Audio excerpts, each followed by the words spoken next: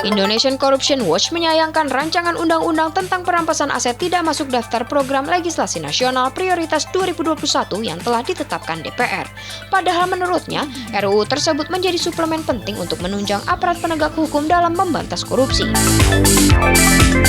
Kurnia mengakui, ICW tidak kaget melihat daftar prolegnas prioritas 2021 yang tidak kunjung memasukkan RUU perampasan aset. Sebab sejak awal pembentukan undang-undang, pemerintah dan DPR memang hanya memprioritaskan waktu dan tenaganya untuk membahas regulasi-regulasi yang kontroversial dan melemahkan pemberantasan korupsi seperti revisi Undang-Undang KPK dan Undang-Undang Cipta Kerja. Padahal bila RUU perampasan aset disahkan, metode pembuktian kejahatan korupsi dapat lebih sederhana.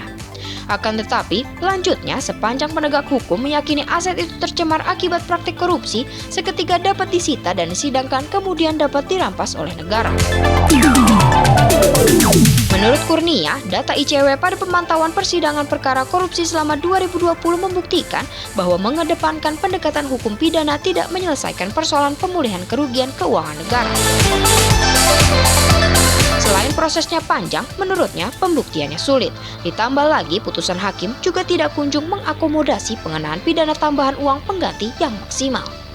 Dalam rapat dengar pendapat dengan Komisi 3 DPR pada hari Rabu 24 Maret 2021, Kepala Pusat Pelaporan dan Analisis Transaksi Keuangan, Dian Ediana Rae, meminta dukungan Komisi 3 DPR untuk melakukan pengesahan RUU Perampasan Aset Tindak Pidana dan RUU Pembatasan Transaksi Uang Kartal.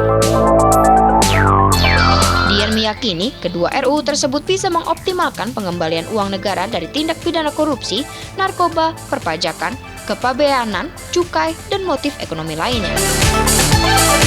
Menurut Dian, tanpa kedua RUU tersebut Indonesia memiliki kekosongan hukum yang sering digunakan dan dimanfaatkan para pelaku untuk menyembunyikan dan menyamarkan tindak pidana lalu dinikmati kembali ketika selesai menjalani masa hukuman.